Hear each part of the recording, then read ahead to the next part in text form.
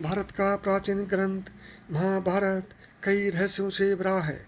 महाभारत एक महान युद्ध को दिखाता है जो धर्म और अधर्म के बीच में हुआ था।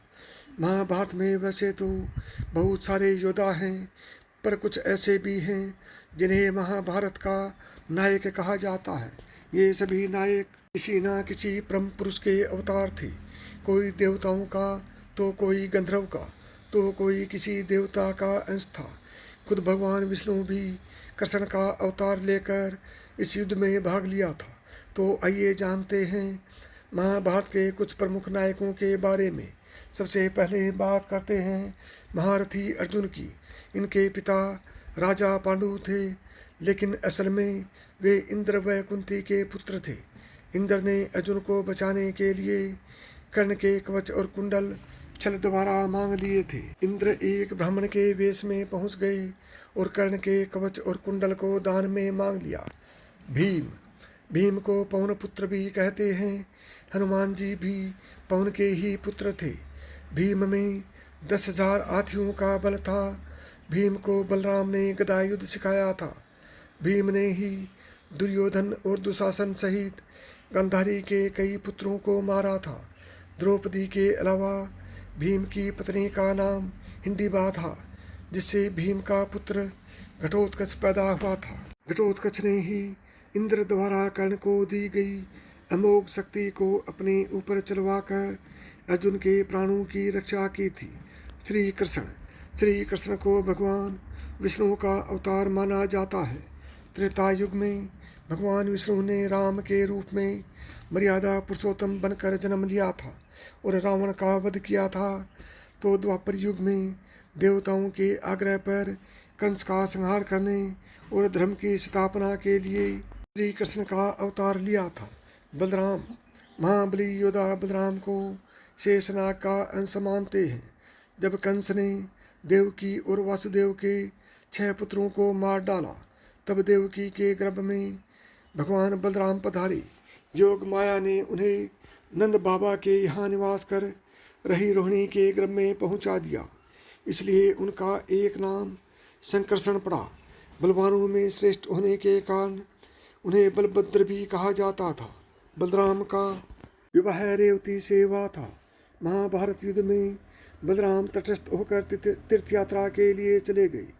यदुवंश के संहार होने के बाद उन्होंने समुद्र तट पर आसन लगाकर अपने जीवन का अंत कर लिया था। भीष्म जो महाभारत के प्रमुख किरदारों में से एक थे।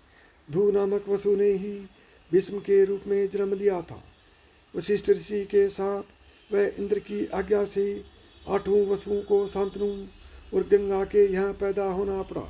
7 पुत्रों को तो गंगा नदी में बहा दिया, जबकि 8वें वसुधु जिंदा रह गया। उन्हीं का नाम भीष्म था। इन्हें देवव्रत के नाम से भी जाना जाता था। द्रोणाचार्य भीष्म के बाद द्रोणाचार्य का किरदार सबसे प्रमुख माना जाता है। देवगुरु बृहस्पति ने ही द्रोणाचार्य के रूप में जन्म लिया था। द्रोणाचार्य ने कौरवों और पांडवों को धनुर्विद्या व युद्ध कला में पारंगत किया था। अश्वत्थामा द्रोणाचार्य के पुत्र अश्वत्थामा भी महाभारत के रोचक किरदारों में से एक है। पिता पुत्र की जोड़ी ने मिलकर महाभारत में पांडवों को बहुत परेशान किया था। पुरानी कथाओं में बताया गया है कि अश्वत्थामा को महादेव, यम, काल और क्रोध के सम्मिलित अंश से उत्पन्न किया गया था। कर्ण देवताओं में सबसे प्रमुख सूर्य देव के पुत्र थे। कर्ण सूर्य के अंश थे। कर्ण के बारे में सभी जानते हैं कि वे सूर्य और कुंती के पुत्र थे। उनको पालने वाले माता पिता का नाम अधिरथ और राधा था। उनके गुरु परशुराम और मित्र दुर्योधन थे। हस्तिनापुर में ही कर्ण का लालन पालन हुआ। उनके परम मित्र दुर्योधन ने उन्हें अंग देश का शासन सौंपा था। जरासंध को हराने के कारण उनको चंपा नगरी का राजा भी बना दिया गया था।